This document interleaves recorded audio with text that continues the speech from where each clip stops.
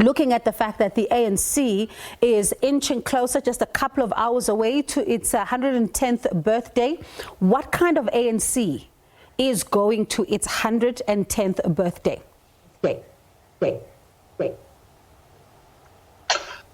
Pardon me, what kind of ANC? What kind of ANC is this that we are seeing that is going to celebrate its 110th birthday tomorrow? Yes, the kind of ANC that we have today, which will be celebrating its 110th birthday, is if, for instance, we take a look at the January 8 statement of 2021, where the ANC gave itself 9 tasks to perform. If you look at those 9 tasks that they set themselves to perform, out of 9, my score for them is that they achieved 0 out of 9.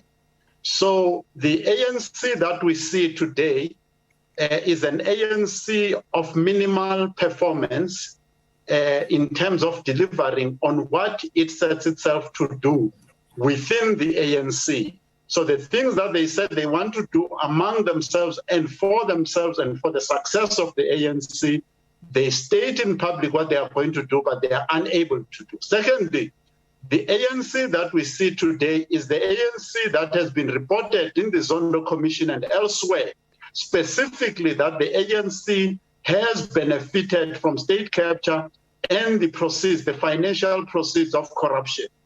It's an ANC that has protected corruption. It has protected the violation of the Constitution, protected the downgrading of the security cluster and the downgrading of the rule of law in South Africa. It is an ANC of incompetence, whereby in many areas, people who are unqualified, people who are incompetent, people who have no track record of performance are preferred over the clearly bright, clearly gifted people who have a track record of performance. That is the type of ANC that we have today in South Africa. I do understand that you've now joined us for this conversation. Listening to what Mr. Swana is saying, and also looking at the Zondo Commission of Inquiry's report, you're seeing that the report is quite scathing on the ANC, and part of what it says is that the ANC and its government did nothing to stop the decline of state institutions. Did they sleep on the job?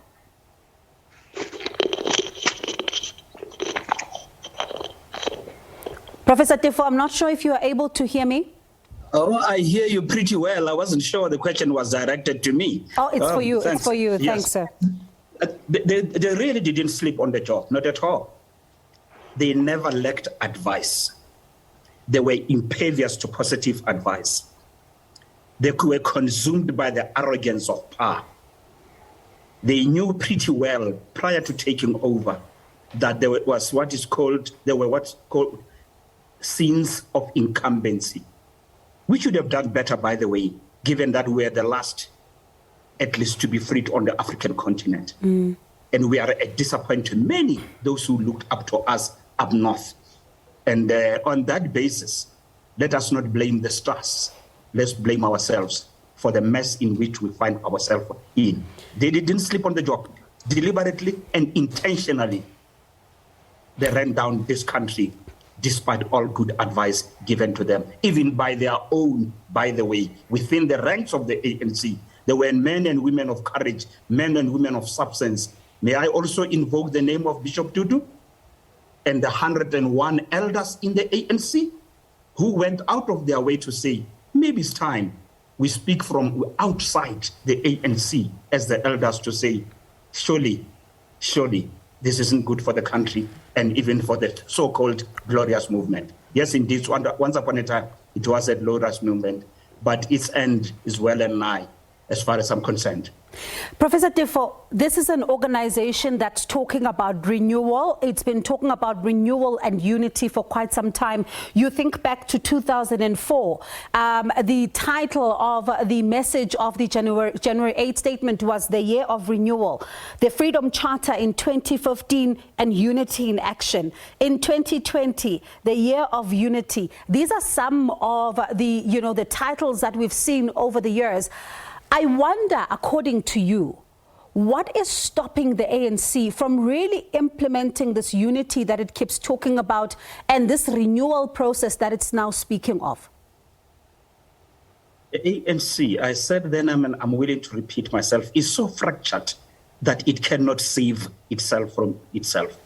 A liberation movement, it reaches a stage after assuming power, especially after 20 years, that it either stays in power by hook or by crook. And that's where the ANC finds itself. It is upon the people of South Africa to accept that the former liberator has become the oppressor, and they must liberate themselves. And this, I say, it would be good for the ANC to lose power so that the leeches, the opportunists and the careerists that my colleague Swana spoke about can fall by the wayside, because if there is nothing on the table, they won't stay on. And the ANC can undergo some metamorphosis, be reborn, and come and play a role. And I'm willing to see them play a role, but not a dominant role, but in a transformed way with a collective. All right, it looks like we have a bit of a problem with that line. Mr. Swana, I'll come back to you. When we listened to the president of the ANC, Cyril Ramaphosa, yesterday, he spoke about how he wants to end factionalism within the governing party, saying it is important for this to actually happen. You look at the State Capture Commission of Inquiry's report, and where it makes it makes reference to Barbara Hogan and that statement that she then also made to the commission, talking about how factional battles gave room towards the destruction of some of these state-owned entities. I wonder if, as Ntate Tefo is saying, to say that the ANC cannot even begin to fix itself, would you agree that then if it cannot begin to fix itself, it simply cannot then do away with these factional battles? Thank you. Let us start off by stating clearly that even if there are factions in the African National Congress, these are not political factions. In other words, we are not discovering that these are people who are Marxists arguing against liberals or black consciousness versus any other school of thought. These are not political schools of thought. The bone of contention in the ANC is, number one, the belief that money must be made through criminal means. Number two, the fact that those who are actually making money through criminal means, whether that money is used to fund the ANC or to enhance their own financial standing, they must be protected by the ANC from criminal prosecution. That school of thought is the same school of thought that closed down the Scorpions, orchestrated by Kgalema Motlanthe, who was Secretary General at the time, the lives of Mwako Ramatlhodi. Now, that approach to life has run its course. The ANC cannot willy-nilly go and change the head of public prosecution, close down the Hawks, close down any other entity of justice. So that is the bone of contention. The bone of contention is about those who have a desire to live, to abandon the criminal lifestyle, versus those who want to continue the criminal lifestyle. So the entire discussion, which is called factionalism, is not about political differences. It is about an appetite to continue the looting, an appetite to continue criminal activities in South Africa.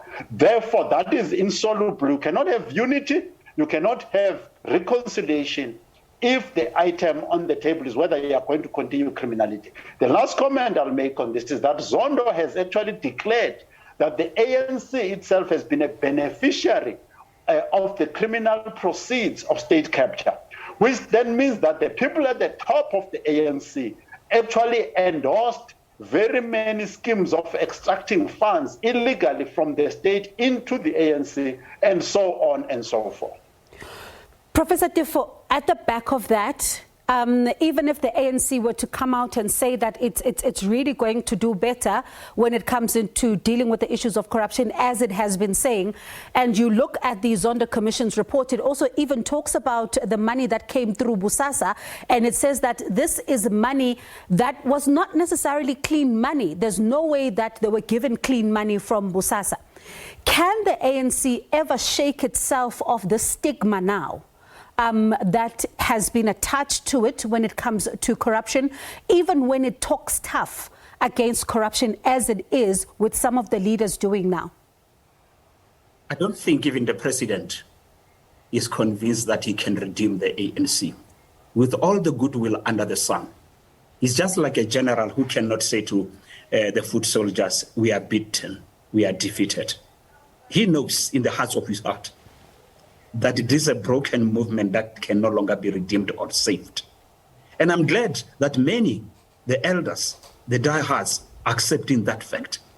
Hence, former President Mbeki would say, few but better. They've reached that stage. And they know exactly the sources of their trouble, as Sandile say. At the heart of the rot is the tender system. Build state capacity, as it was the case under apartheid. I keep saying apartheid was an odious system, but odious ideology, but the systems under apartheid worked. And with brutal efficiency, we have destroyed everything that we have inherited. And who did that? In the forefront were the cadres, those who were deployed and not employed. Now, Mr. Swana, when we look at what has happened this week, I'll just even use this week as an example. We saw that event that was due to take place in one of the branches in Limpopo, which was going to host the suspended Secretary General of the ANC, Ace Magashule. That event was subsequently cancelled this morning because they then had to talk about the NEC and how the decision, obviously, to step aside was not allowing him to represent the party in any way. This and many other events that are taking place, including the regional conferences, cannot be seen in isolation to the elective conference that's coming up later this year. Yes, it's interesting that you've chosen Limpopo, but you could have chosen KZN, you could have chosen Eastern Cape, and the presence or the desired presence of Ace Magashule in Polokwane around this time was just, even if the event was cancelled, the statement was already made, because what he wanted to do was to send a message to the CR17 forces that the RET forces are on the ground. The RET forces are claiming territory, they are contesting territory. They are others. If it was a boxing match, they've taken the center of the ring and they are prepared to trade punches. That is what that is about. It is the same idea that Duduzane Zuma would have gone to a branch meeting and get elected to chair a branch in Durban, in the eThekwini Metro, even in a place where he does not live, but with the aim, perhaps, of contesting the regional chairpersonship, which, in the current circumstances, it can even win, which is the largest constituency in the ANC, the largest region in the ANC, in the entire country. Imagine that if it is taken over by Duduzane Zuma. So that is the type of contestation that is happening around that. Professor Tefo, very briefly, we're out of time. Can then the suspended ANC Secretary General, because some are saying that there's a slate that might just have his name come the elective conference, can he argue that the step-aside resolution only talks about performing party duties and not simply standing for office? Can he then say, I'm happy to be elected, I may not perform my functions until the courts are done with me? Yes, of course, he could easily do that. He can contest, and I'm sure he is going to contest. He's busy on the ground, and even if at the 11th hour he were to retreat, but he shall have done enough spade work. Look, for me, it's like this. If it is not me, then you can't get it. the bottom line is they are even prepared to inflict mortal harm on the ANC if they cannot get their way. And that is the most regrettable part of it for me, because in the process, it is the country that suffers. But don't underestimate Aid and his team. But at the same time, it's never too easy to unseat a sitting president. All right. Thank you so much to you both for your time this afternoon. That's political analyst Professor Lesiba Tefo and Sandile Swana.